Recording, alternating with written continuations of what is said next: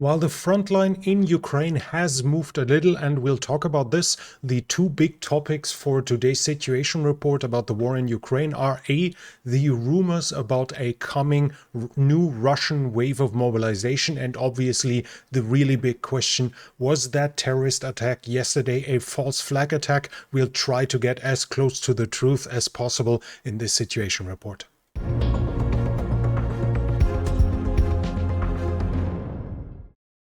Now, there has been a big wave of air attacks on Ukraine yesterday, but I made a video about this already yesterday, so if you're interested in the details about it, check out the video from yesterday that I'm going to link to you here on the eye.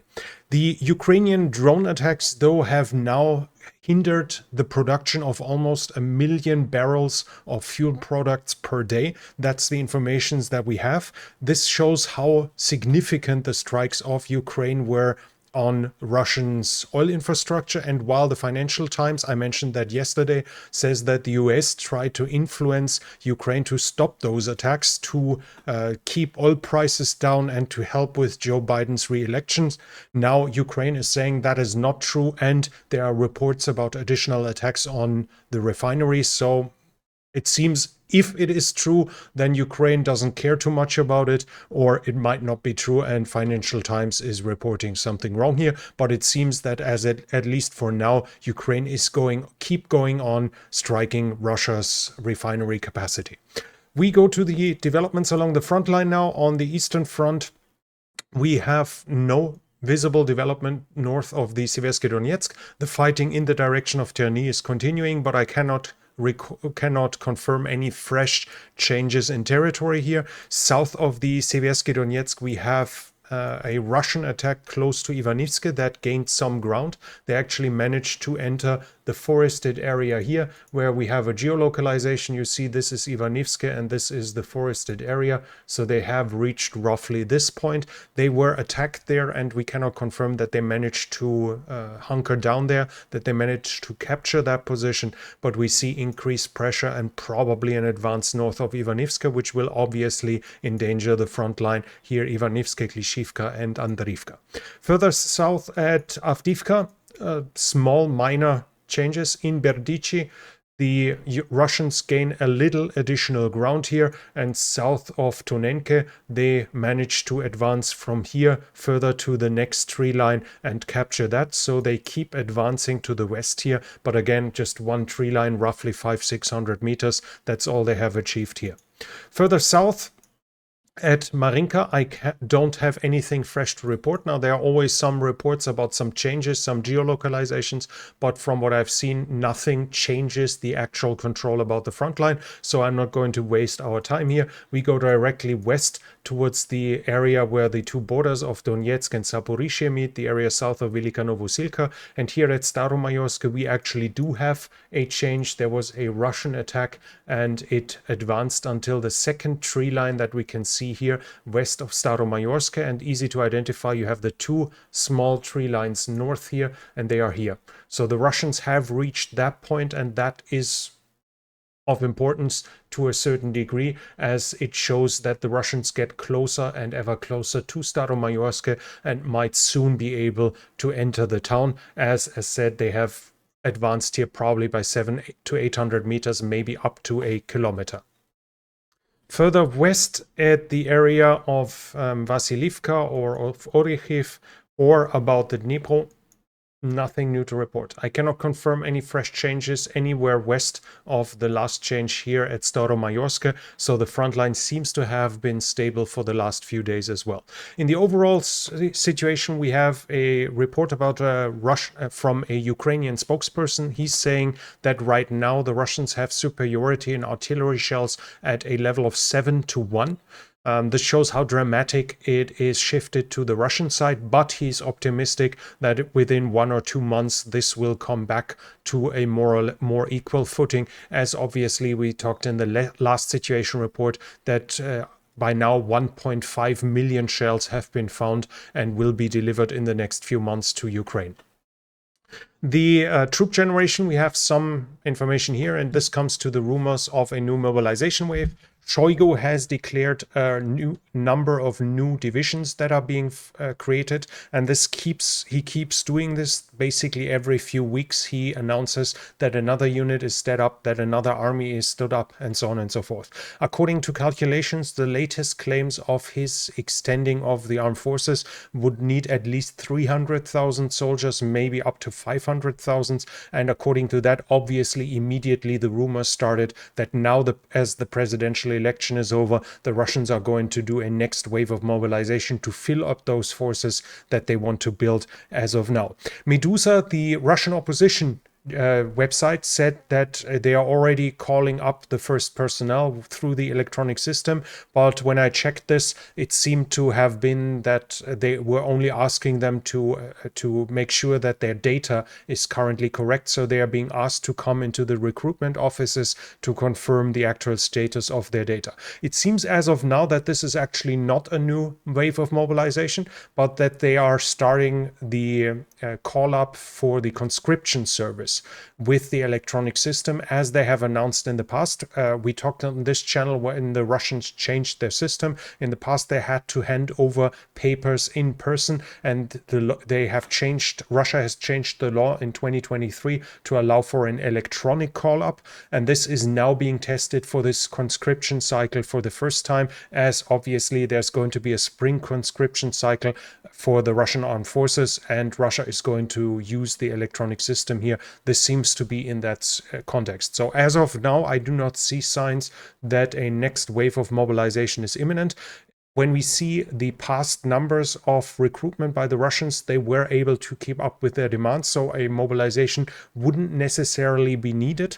At the same time, they need to equip everyone they call up at the same time, and they are still struggling, so it wouldn't make too much sense to increase the armed forces unless you want a huge infantry army and infantry army only. So as of now, it doesn't seem too likely that a next wave of mobilization is imminent, but obviously I might be wrong at that point.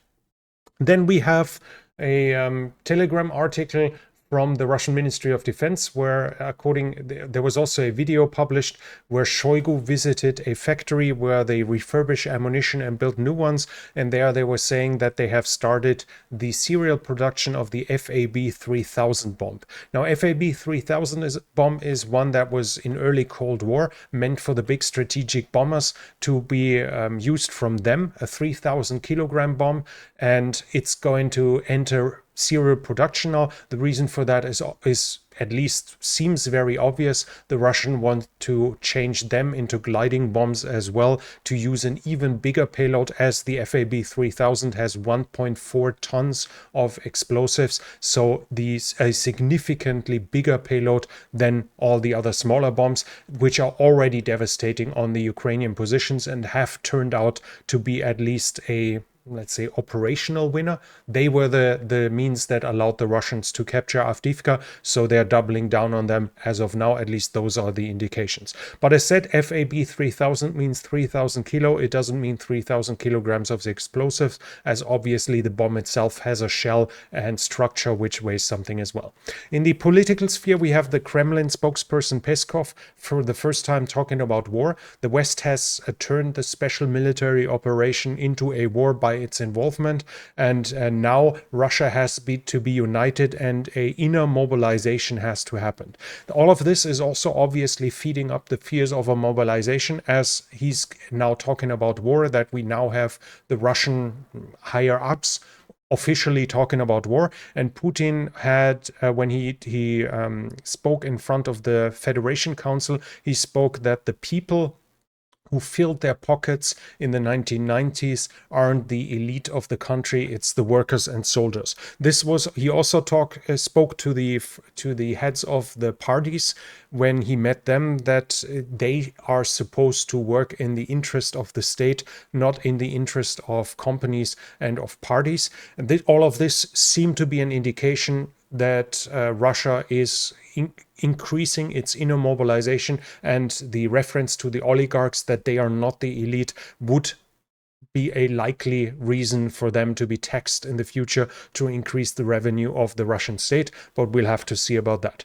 In troop generation for Ukraine, we have news that the first 10 Ukrainian pilots have finished their basic pilot training in Great Britain and are now continuing to the next stage. And in international support, we have news that Spain is promising 20 new Leopard 2A4s. At one point I also read about 19, so it's either 19 or 20 of them are going to go into Ukraine in 2024, but they are in a bad shape and have to be refurbished, and this is on the way now in Spain.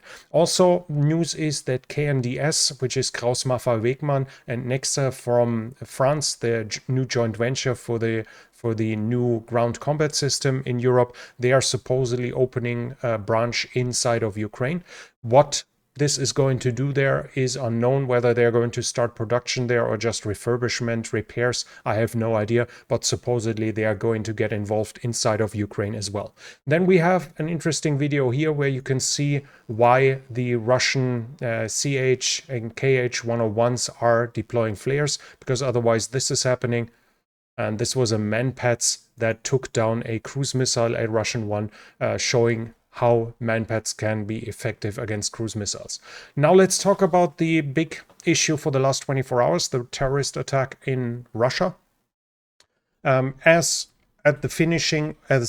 when I finished the research for this episode, the number stated was at least 133 persons victims, fatal victims, and at least another 145 who were injured in that attack. On videos, we see 4 terrorists doing the attack, and this is what has happened there. Now let's go to the context. We have 3 days before this happened. Putin said that it is blackmail what is happening, that the West warned Russia from an imminent attack. As you might recall, I think it was the 7th of April, the US embassy said that their citizens are supposed to stay away from huge gatherings as they expected a terrorist attack to happen. And we actually have a dubbed version of Putin saying that it's blackmail in this video. I should also like to recall the recent, to put it bluntly, provocative statements by a number of official Western structures about the possibility of terrorist attacks in Russia.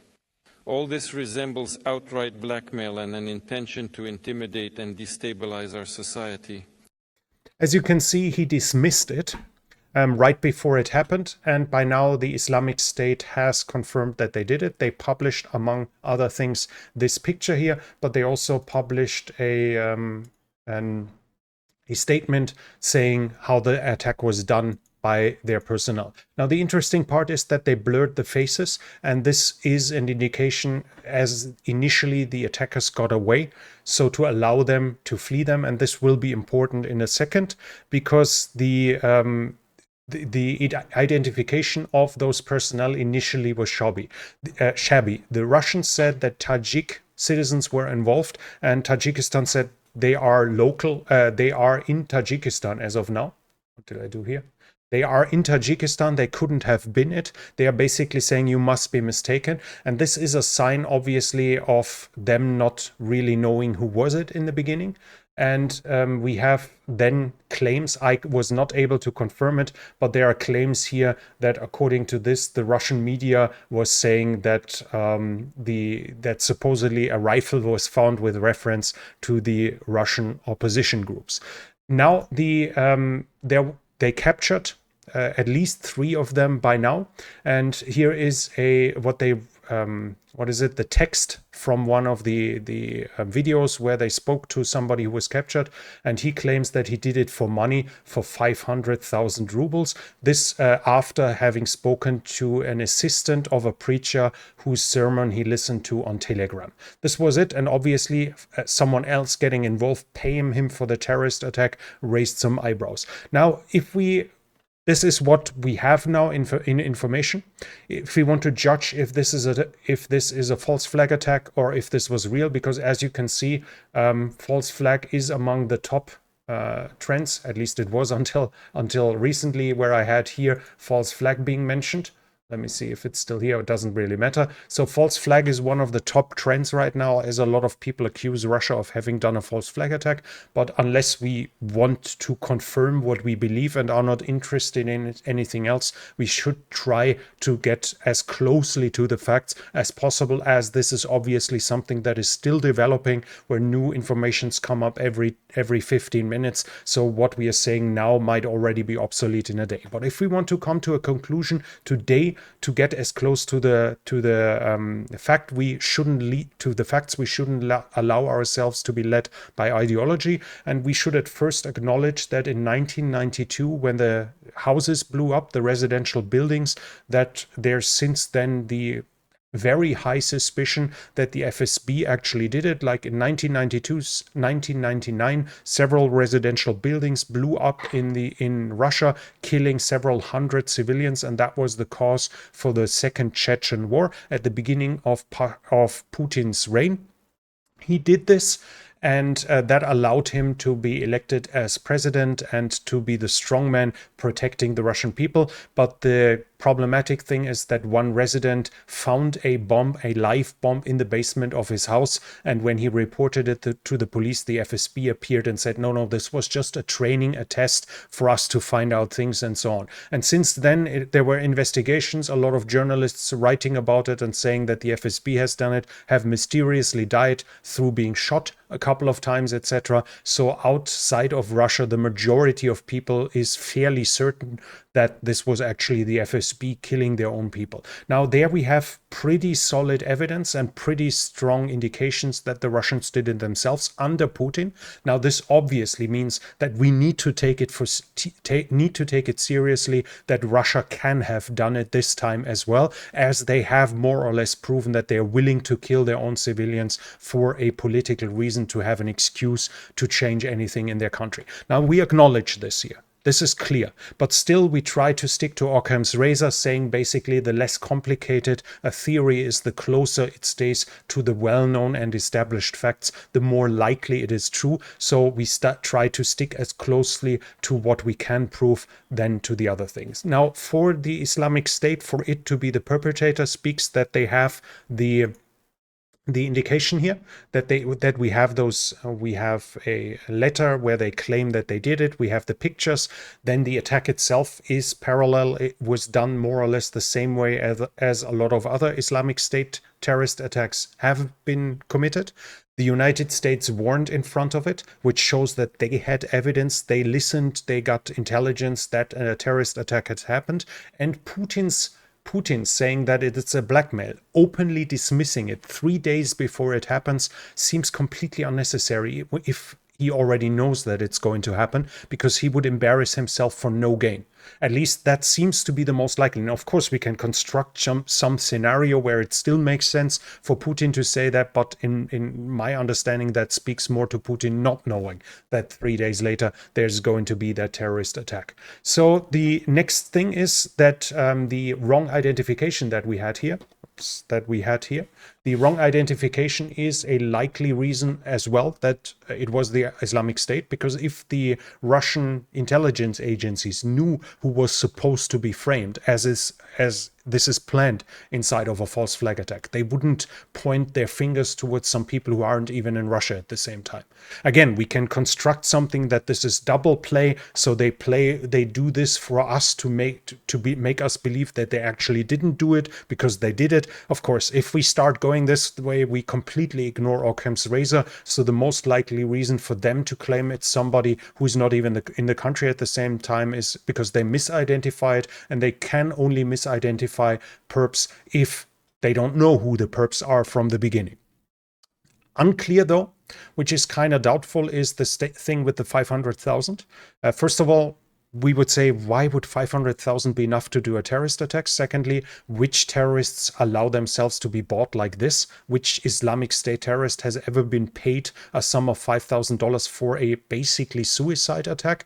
Now, they paid wages to their fighters in Iraq and Syria, of course, but for the suicide bombers, and it doesn't reference that his family is supposed to get it. That didn't make too much sense. There's also the clothing that they're wearing is very similar. I can't show it it here because sometimes there's a little blood visible and YouTube then gets upset, but you'll have no problems finding it. The issue is though that while the colors are more or less the same, the green here of one of the perps they captured by now doesn't seem to be the same. It's very close, but not the same. Here is a big logo, which is not visible here, and it has like embroidery, I think is the word. Like it has some things here on that shirt which are invisible. But as we can see, they have blurred the faces. And as the people were still on the run, it would make perfect sense to blur a logo, a visible logo here, and to make sure that the shirt isn't as easily identifiable. That is probably done fairly easily by Photoshop with somebody with some knowledge on Photoshop. I don't, and so I can't analyze the picture if this is authentic. So this would be somewhat questionable, but at the same time, there's visual evidence of the Russian torturing those suspects. One apparently got his eyelid cut out, and I watched a video of somebody having his ear cut off and then it being fed to him. Now, in such a context, them admitting that they received 500,000, which should by normal measures be a ludicrous sum even in Russia, to commit something like this basically makes it worthless. Now, this doesn't mean we should completely ignore it and forget about it right away. We should probably keep it in the back of our mind for the future when we learn more information, because that would at least open a window for an intelligence agency to be involved. But as of now, that whole story of them being paid to do that while basically being close to suicide bombers in the context of attacking something inside of Moscow with rifles while being filmed doesn't make much sense. And this allows Russia to have a story that they can present to the public to frame Ukraine, which is what they are currently doing. So while these 500,000 are very suspicious, in the context that we have proof of them being tortured, it's close to worthless. So when we look, what we do have is some questions. Are those guys they caught the actual ones from this picture? Possible, fairly likely, but not absolutely certain. Is him admitting it and claiming that he got 500,000? Is this really usable? Well, we shouldn't completely ignore it, but almost ignore it. So when we take that this is a terrorist attack done by usual ISIS terms, by suspects that are close to that ideology. I've seen some supposed social media presences of some of the terrorists showing a lot of, at least a deep belief in Orthodox Islam. If we put all of this together, the most likely position right now seems to be that it was actually an ISIS attack. As said, it's ISIS admitting it. It's the US saying it in advance. It's Putin denying that there's a threat of terrorism. If we take all of this together, the theory which takes the least hypothesis, the least parts that are difficult to prove, is that this is an Islamic State attack. Now, this doesn't mean Russia is not going to use this. It was clear from the first seconds that Russia is going to use this attack, and this is one of the reasons so many people believe it was a false flag attack. As for Russia, it's mandatory to use it. First of all, it would allow them for some stronger measures. If they can claim that this was the Ukrainians, then they can say at home to increase the suppression of their public. To prevent future terrorist attacks, and thus obviously also keep a lid on the opposition. It could lead them to declare full war because of this heinous crime, and thus call for general mobilization if they wanted to. So it allows them for a lot of options, as an outraged public would be much more acceptable to something than not. So this is clear. Russia is profiting from this terrorist attack, as cynical as it might sound. But at the same time, we need to acknowledge that this is also useful for the Russian government to get rid of the blame of Putin, which he has more or less burdened himself on by saying that the Western claims are nonsense, and thus taking responsibility for not protecting his country. To summarize it, in my mind, as of now, and this is important, as of now, the words count here, as of now, I think the most likely fact is that this was an Islamic State attack. I have some doubts because of the confessions, but they seem to have been caused by torture. So it's unclear, but as of now, my working hypothesis is that this was an actual Islamic State attack, a genuine one, and that Russia is just using it for its own gain. This might change in the future, especially the confession made me doubt a lot once it became clear, until I saw that there's visual proof of them being tortured before they said that. So there's not much point in those confessions after all. So to summarize, I don't think it was a false flag attack as of now. As of the 23rd of March at 2 p.m. in Panama, I don't think this was a false flag attack, but further informations might obviously change that. And I think as of now, the best working hypothesis is that this was actually the Islamic State. But as the saying goes, Russia will not waste a good crisis, but will use it for its own gain. I hope you found this interesting, even though I was rambling along a little bit. But if you like this, I'd really appreciate it, you giving it a thumbs up. Leave a comment what you think. What are the connections? Do you think Russia did it themselves? Or do you agree with me that it was probably just Russia not wasting a good crisis? And if you're new here, I would like to invite you to subscribe to the channel and hit the bell icon so don't miss future videos. This channel is only possible because of the support of viewers like you. If you like to support the channel, you can do so by the means in the description. But that's it from me for now. Thank you for watching, and I'll be back.